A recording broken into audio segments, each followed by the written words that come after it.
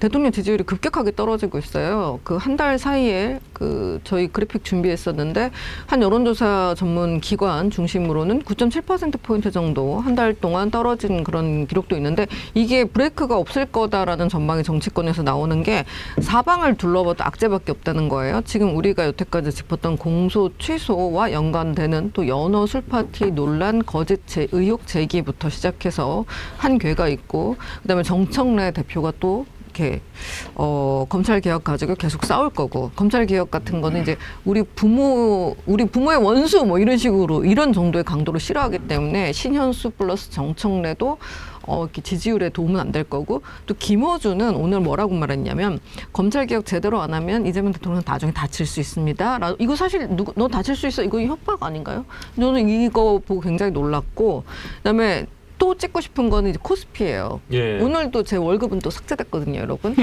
근데 되게 웃긴 게 뭐 봐봐요. 지금 마이너스인 내 주식 통장 이거 누구도 도와주지 않아요. 근데 봐봐요.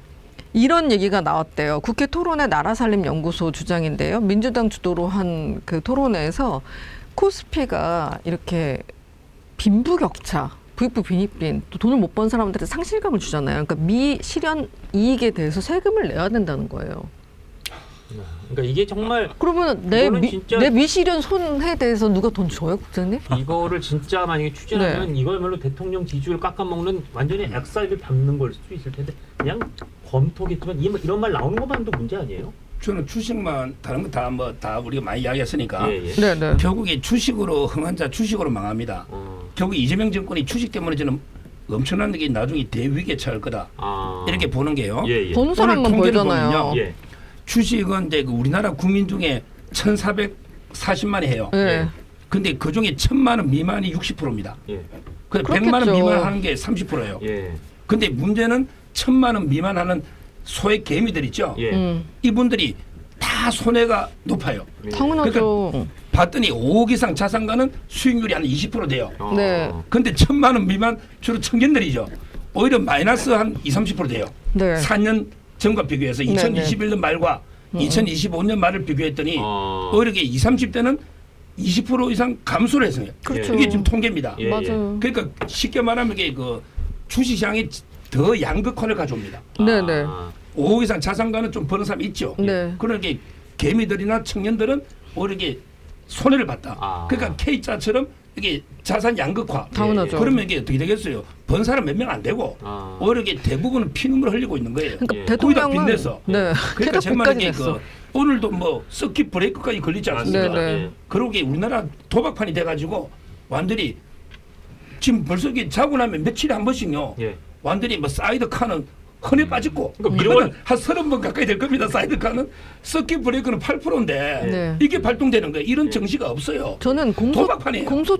이미 투전판이 됐고 저는 공소 취소보다 이게 더 실존하는 그럼요. 큰 위협이 될 거라고 생각하거든요. 그래서 이게 더 이재명 정권 때려잡는 주식으로 망한다니까. 부동산에서 발생한 부익부 빈익빈 때문에 부동산에 그렇게 몇 개씩 갖고 있는 사람은 돈이 막이라고 이렇게 홀린 것 같다라는 표현까지 쓰면서 적대시했는데 돈이 모이는 곳에서는 순서, 격차가 발생할 수밖에 없어요. 마치 오징어 게임처럼. 근데 주식에 지금 많은 돈이 몰렸단 말이에요.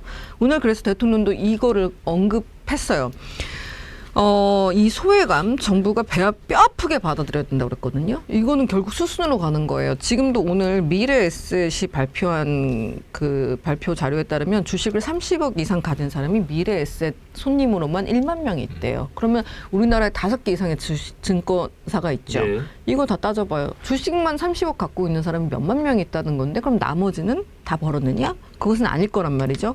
그래서 돈이 모이는 곳에서는 소외되는 사람이 이만큼 생기고 이득 보는 사람은 소수가 될 수밖에 없는 자본주의 시장의 논리를 부동산과 쌍둥이처럼 똑같이 이루어지는 건데 이를 무시한 대통령에게 더 큰 파괴가 오지 않을까. 맞아요. 경제를 보는 분들은 이것까지 생각을 하시더라고요. 아니 정말 아주 네. 간단히 요약하면 저도 옛날에 뭐 경제부장하고 그래서 조금 아니까 처음에 사실 지금 주식이 오르면 다 좋을 줄 알았어요. 그렇죠. 주식은 누구나 에브리바디 해피.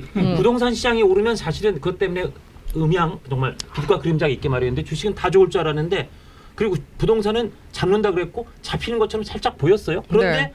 어느 날 시간이 지나고 보니까 잠깐만 주식 때문에 좋은 사람은 저기 몇 명밖에 없네. 다 우리는 이것 그쵸. 때문에 좋은 일이 없네라는 거를 시민들이 조금씩 깨닫기 시작했고 거기에 부동산도 결국은 실패라는 게 드러나고 있다 보니까 경제 때문에 이재명 정부가 굉장히 큰 호재이고 굉장히 큰 지지를 받을 거라고 생각했던 게 지금 생각보다 일거에 무너지고 있는. 코스피가 일거에 9천인데 그 9천이란 수 뒤에서 돈을 잃은 분들이 너무 많기 때문에 이 소외감을 어떻게 풀어줄 수 있을지 방법이 없어요. 그래서 돈을 지금 번 사람들의 미실현 손익을 거기서 세금을 뽑자 그러는 거거든요. 그거는 제가 볼 때는 뭐 그냥 정권이 망하겠다는 얘기니까 그거는 뭐 저희 절대 할 일은 미실현 없는 손해에 대해서는 누가 돈을 주냐고요. 이거는 말이 안 되는 거죠. 아마 거기까지는 저는 현실화되지 않을 것으로 봅니다만 네네. 일단 뇌관 하나가 부동산 보유세 인상. 보유세를 근데 거의 할 것처럼 얘기하더라고요. 거의 그런 분위기가 있기 때문에 예. 만약에 그런데 이게 현실화되면 어디에 영향을 미치냐면 결국은 그 시장에서 플레이어들은 조세를 전가할 수 있으면 전가합니다. 그러니까요. 그러면은 지금 임대를 놓고 있는 부동산 소유자들이 월세 인상으로 대응할 가능성이 커요. 그렇잖아도 지금 월세 올랐다고 난리가 나 있는 상황이에요. 게다가 노도강이 월세 300. 지금 네. 전세의 월세화가 되게 급격하게 진행되고 네. 있잖아요. 이런 상황에서 정부가 해야 될 것은 전세 연착륙입니다. 예. 왜냐하면 전세제도의 옳고 그름을 따질 게 아니고 예. 현실에서 전세가 그동안 서민의 주거 안정에 기여해온 그 역할은 굉장히 커요. 그럼요. 그리고 그게 일시에 없어지면은 결국은 주거 사다리가 무너집니다. 예, 그렇기 예. 때문에 어느 정도 연착륙을 해야 되는데 이재명 대통령은 취임 1주년 기자회견에서 뭐 전세가 통계적으로는 폭등한 게 아니다. 그다음에 원래 전세는 사라지는 제도다. 뭐 이런 거의 망언에 가까운 발언들을 했어요. 예. 자, 그 상황에서 올 여름에 보유세를 건드려서 가을부터 월세도 더 오른다. 그렇게 됐을 때 과연 서울 수도권의 민심이 어떻게 될 것인가. 근데 부동산 값 잡는 게 이재명 대통령에게는 개천을 정비하는 것보다 더 쉬운 일이라고 이렇게 말씀을 하신 바가 있기 때문에 뭔가 추가 액션을 우리가 기대해 볼 수도 있는 것 근데 같고요. 지금 이미 보유세 올리는 거 말고는 다른 카드가 없다는 걸 너무 이미 노출시켜서 그럼 진짜 보유세를 올린다고? 올리면 올리는 대로 큰일 나는 거고 결국 보유세를 저런 우리 송희영 변호사의 그 우려처럼 그거 올리는 건 너무 막 가는 카드라서 못 올리면 이제 카드가 없네? 오케이 부동시장 렛츠고 하면 그걸로도 또 사실은 힘들어지는 거거든요. 그 주식부터 마무리하면요. 예. 제가 볼 때 주식으로 돈 번 사람 순들어 보면요. 네네. 제일 많이 번 게 이거 증권사입니다. 증권사 그렇죠. 와 이거는 네. 단일 종목 레버리지로 거래가 10조가 되면 이게 도박장 하우스 효과예요. 예. 도박판 벌이면 그 집 하우스가 장소 제공하는 사람이 돈 벌잖아요. 그리고 원래 당구치 증권사 얘기하면 순이익이 막 조단이야. 예. 자, 두 번째 많이 번 게 정부입니다. 정부도 계속 세금을 뜯어가요. 예. 손해보다 안 보든. 예. 그다음에 세 번째가 외국인이에요. 예. 하이닉스가 55%가 외국인이에요. 어이구야. 외국인이 100몇십 톤 팔아도 외국인 지분율이 올라가요. 예. 네. 전체 주시장에 외국인 투자 지분이 계속 올라간다니까. 네, 팔아가 네, 나가도 네, 네. 예. 환율만 지금 완전 히 무너지고요. 예, 예, 외국인이 맞아요. 벌고. 네. 그다음에 이제 뭐 국민연금 기관도 좀 벌었죠. 예. 네. 결국에 개미들이 어떻게 봅니까? 예. 네. 삼성 하이닉스로. 네. 따라서 저는 개미들이 피눈물 흘리고 있다. 네. 그러니까 이게 정권의 마이너스고요. 네. 그다음에 두 번째 부동산은요. 네. 지금 이재명 지지율이 40%대죠. 네네. 근데 이제 40대. 부동산 네. 세금 폭탄하면요. 네. 30%대. 예. 그다음에 공소 취소하면 20%대. 이렇게 저는 갈 거로 봐요. 예.